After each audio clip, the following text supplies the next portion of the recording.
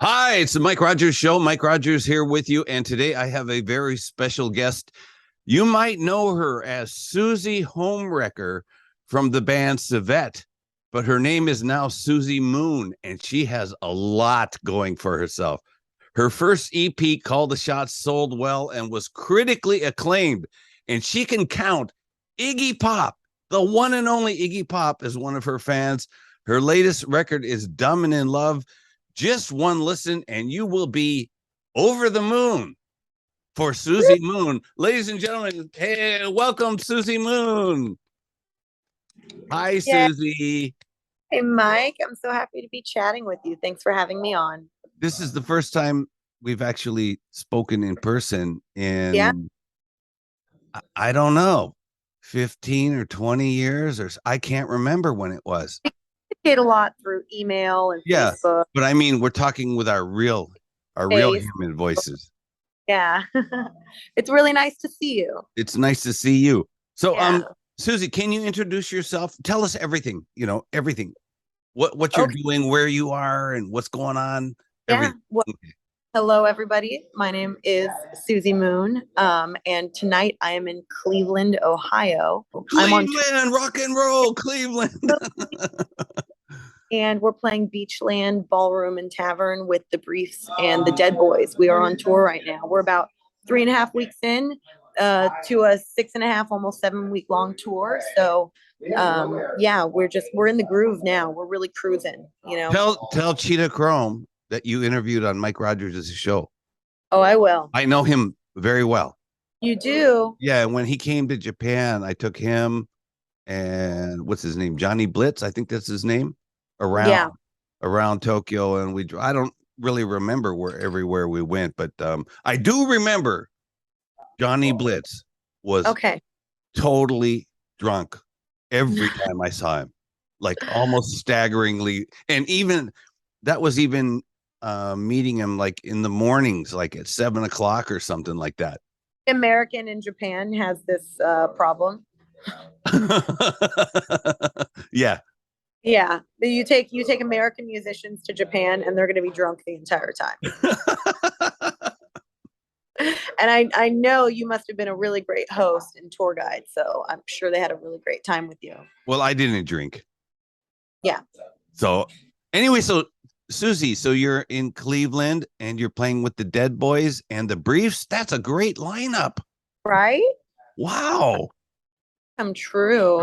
I think getting along so well. All the bands really complement each other, but we're very different at the same time. Everyone's doing their thing, but the bands work together as a package. So we've really great turnouts at these shows, a lot of fans and, pretty wild mosh pits and all that stuff. Wow. I think the Briefs are fans of my old band. Like from 40 some years ago. Okay. What's your old band? The Rogers. The Rogers. Okay. Sit on My Face, Stevie Nicks was our big hit. Okay, I'm gonna ask Stevie about that. You know Stevie Nicks? Yeah, he's not in the room right now, but he's on this tour. No, Stevie Nicks. Stevie Nicks from Fleetwood Mac. Yeah. Yeah, of course. Oh, she will get pissed off. She will get pissed off if you ask her. No, I'm talking about Stevie Nicks from the Briefs. Oh, I didn't even know there was a Stevie Nicks in the Briefs. Yeah. Wow. So he spells it correctly, right? Nicks, Nix. Yeah, maybe. I would have to double check. I'm not as on everyone else's spellings of things, but that's a riot that you had a song like that, and now I want to hear it. Oh, it was a huge hit in 1978. We used to tour with the not the Dead Boys, Dead Kennedys, Fear and Black Flag, but that was later on. Anyway, tell us about Suzi. How did you get started in music? Tell us about your childhood. Did your parents tell you, like, we want you to play piano, and then one day you grew up older and said, I want to play rock and roll, and they were like, no, the devil's music? It couldn't be farther from that. I've always been a performer. You know, ever since I was a kid, I always wanted to be acting, performing. I would put on little shows with my friends, you know, where I was always the star, and I would, you know, direct my friends in little plays and stuff. And I started acting at a really young age. So when I was about 5, I started begging to do acting classes. And because I lived in Los Angeles, it wasn't hard for my mom to get both my sister and I a modeling agent, and an agent that also got us auditions and stuff. So some of my really early memories are of like photo shoots in downtown Los Angeles. And we had those little black and white cards that you would take to the auditions, you know, and going through that whole process. I think it got me used to criticism and rejection very early on, which you need to have a thick skin in any entertainment, you know, any part of the entertainment industry that you get into. But acting just, I don't think it was really for me, because I felt that even though I really liked to act, I felt wildly different from a very young age than the other girls in the audition room, you know, like they were somehow more normal than me and more right for it. They were more normal. Yeah.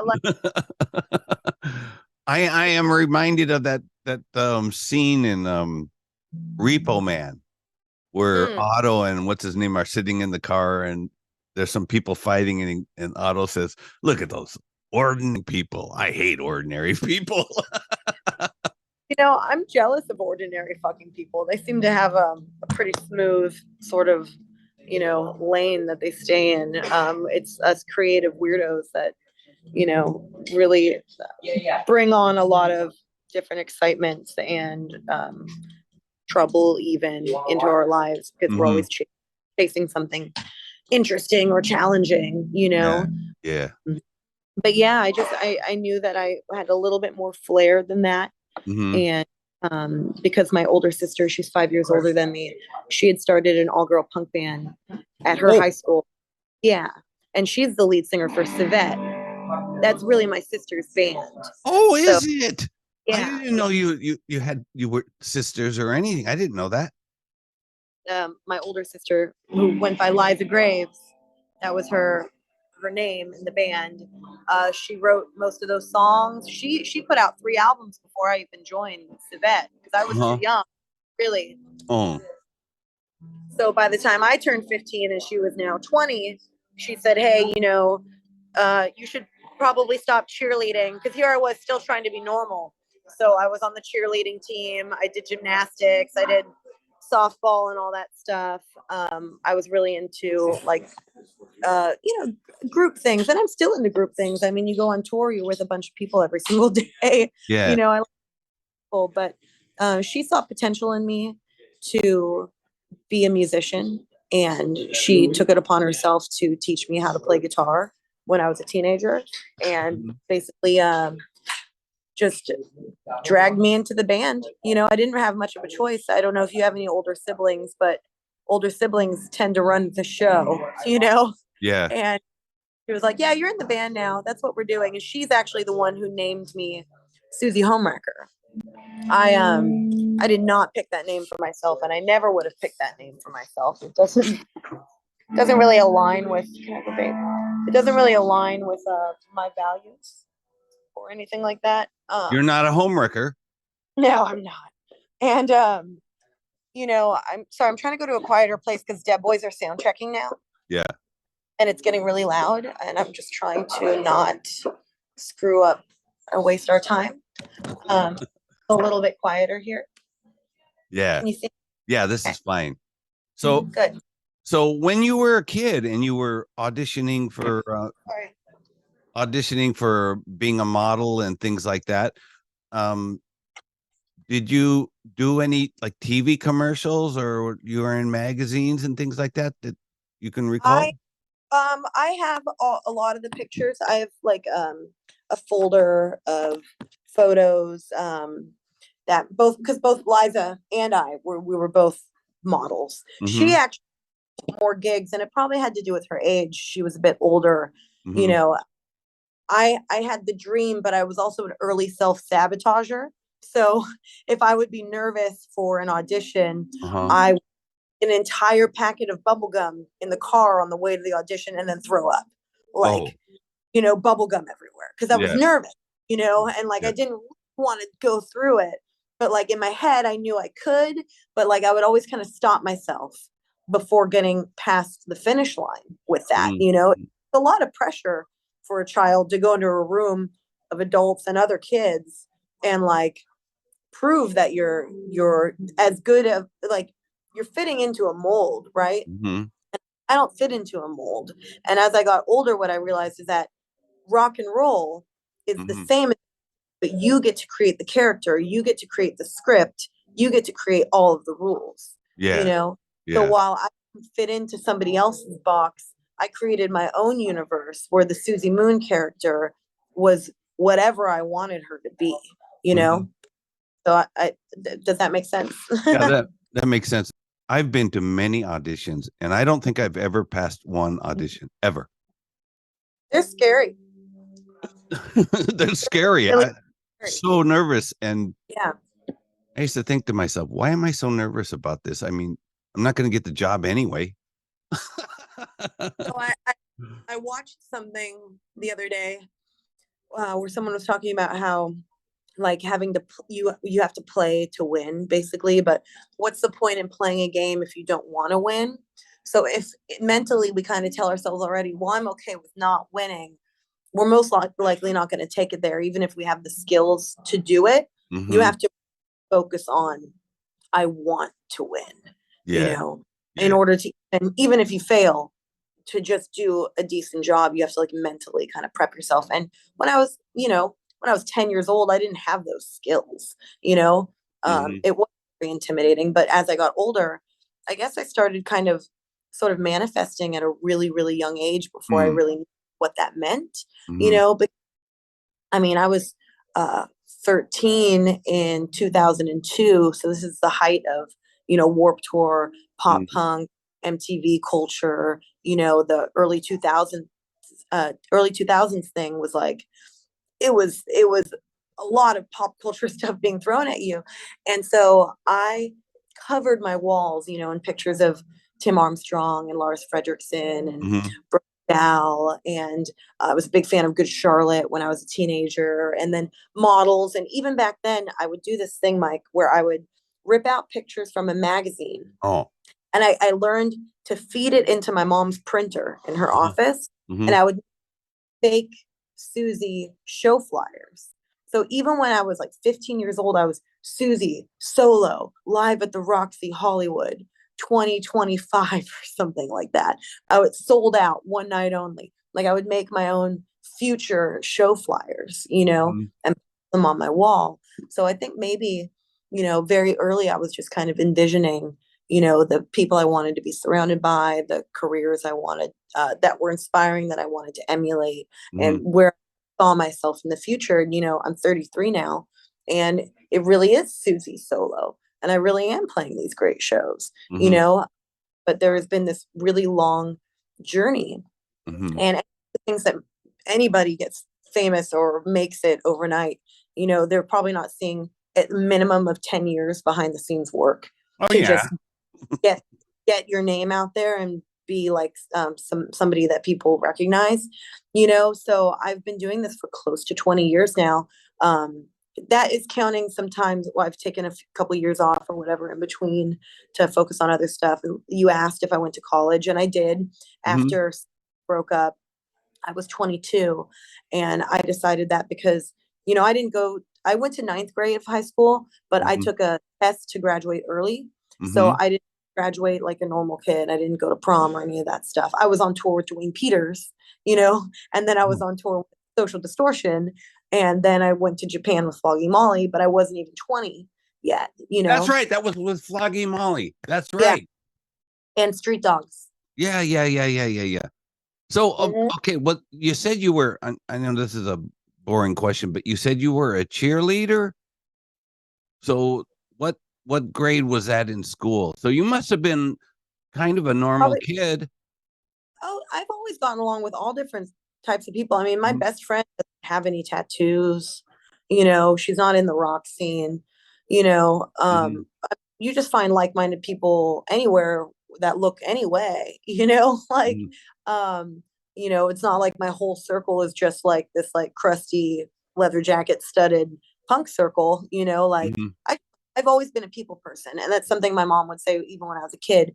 I would be the one kid at the pool who would all of a sudden be the leader of the group and get all the kids in teams to play a game. You know, like I've just always liked people and bringing people together.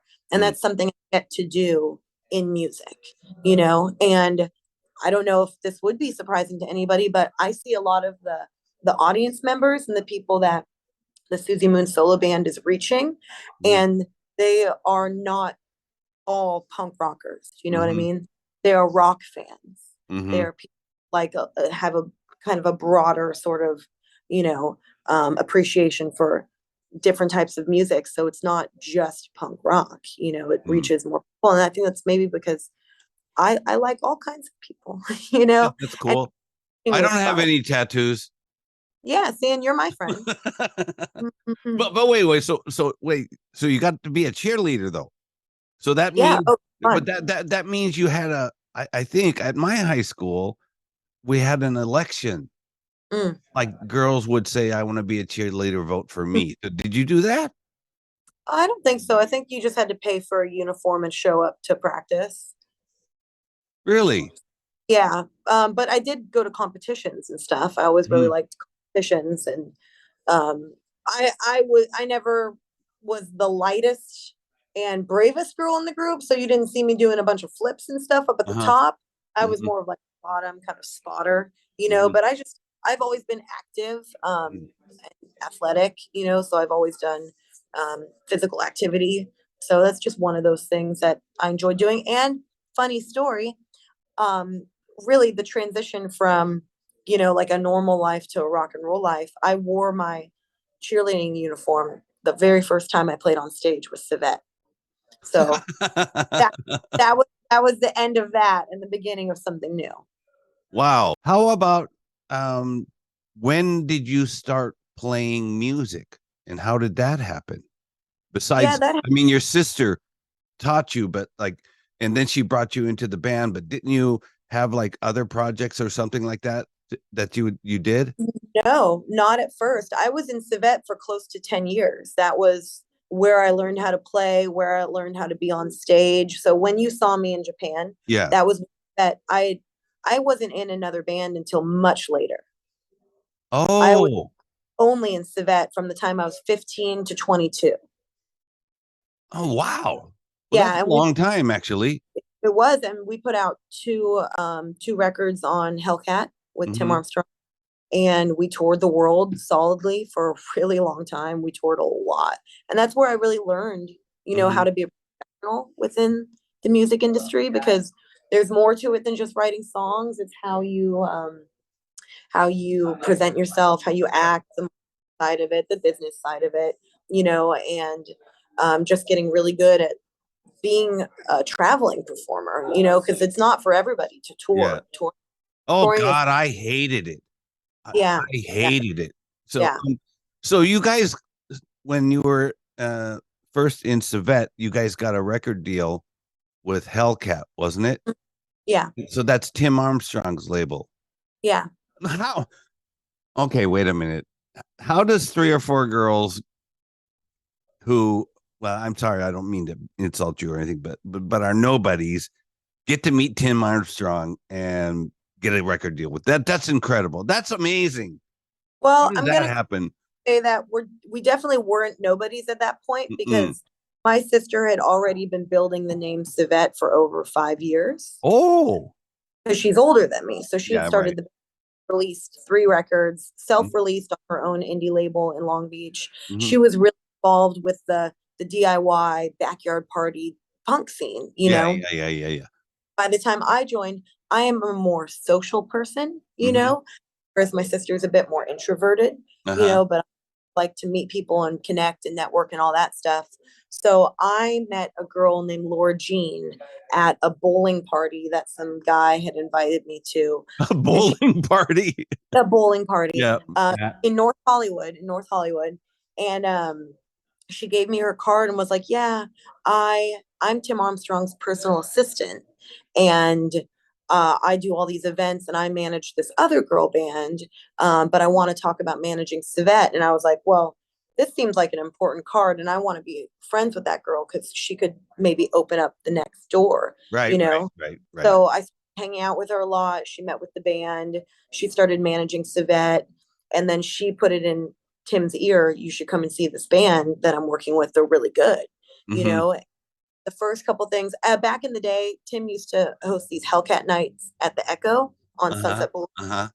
It wouldn't always be bands that were just on Hellcat Records, but bands that he liked that were local, you know, and it was a really cool Monday night punk rock event, you know. Yeah. So we played a couple of those, and then we played a show at the Knitting Factory in Hollywood where Tim and Chris LaSalle came to the show, basically out us, you know, and then we signed the contract about a week later.